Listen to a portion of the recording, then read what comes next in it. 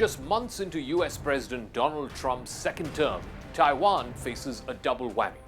As Chinese President Xi Jinping lobbies Trump to formally oppose Taiwanese independence, the White House is pushing Taiwan to move a significant portion of its semiconductor industry to the United States.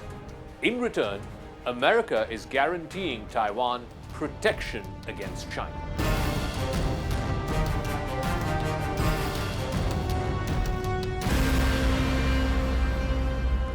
Chinese leader Xi Jinping is preparing to use upcoming high-level meetings with President Trump, including one that could likely happen in Korea on the sidelines of the APEC summit, to push for a major shift in American policy.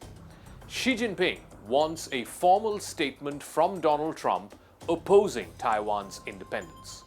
For Xi, this would go far beyond what has been America's stated position, which is that Washington does not support Taiwan's independence. Instead, if America were to explicitly say that they are opposed to Taiwan's independence, that would align much more closely with Beijing's position. It would also significantly weaken Taiwan's international standing and its claim to independence.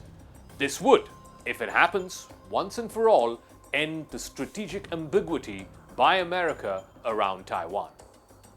Now, while the distinction between these two phrases, not supporting independence and opposed to Taiwanese independence, it appears to be semantic, but words carry weight in geopolitics. For Xi Jinping and for China, such wording would mark a move from neutrality to actively siding with Beijing. It would be a symbolic but powerful victory that could help consolidate Xi Jinping's position domestically. Analysts argue that achieving this shift would be the holy grail for Beijing because this would completely undercut Taiwan's confidence in America. Trump, unlike his predecessors, has avoided any firm commitments on whether America would defend Taiwan militarily.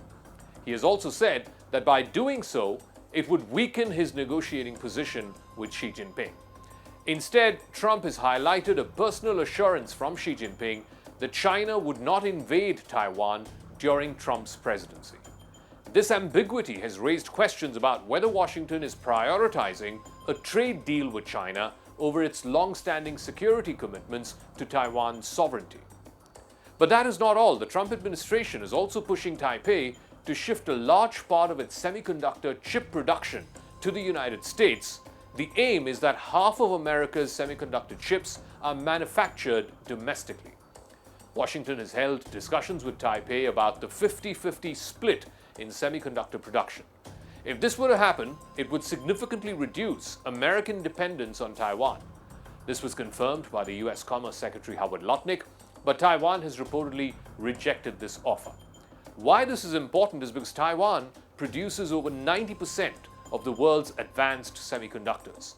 And that is a cause of concern because of Taiwan's proximity to China and its long distance from the United States.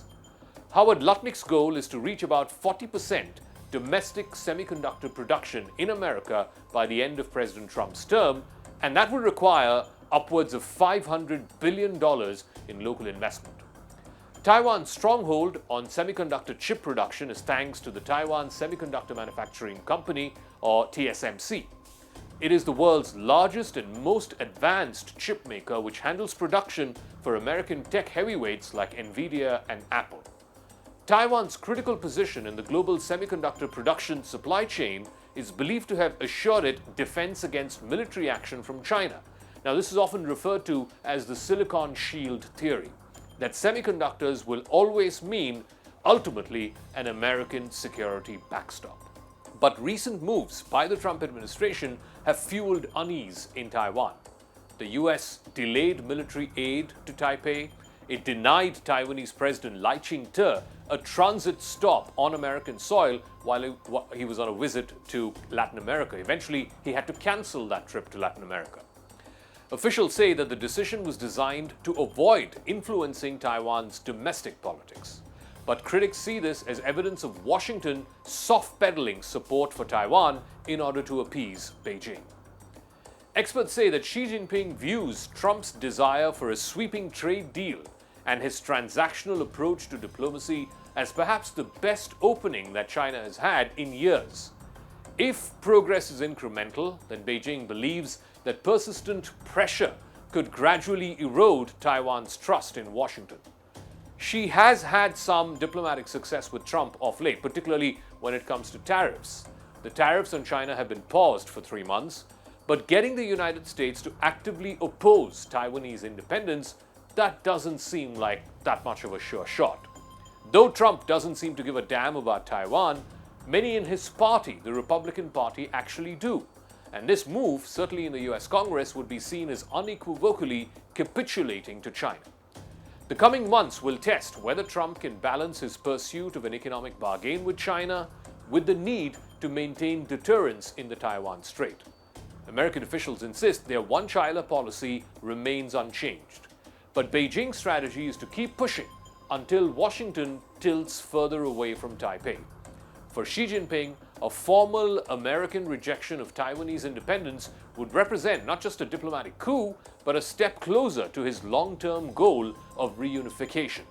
That would indeed, if it were to happen, make Xi Jinping the greatest Chinese leader since Chairman Mao. And it would have been with a little help from his friend Donald Trump.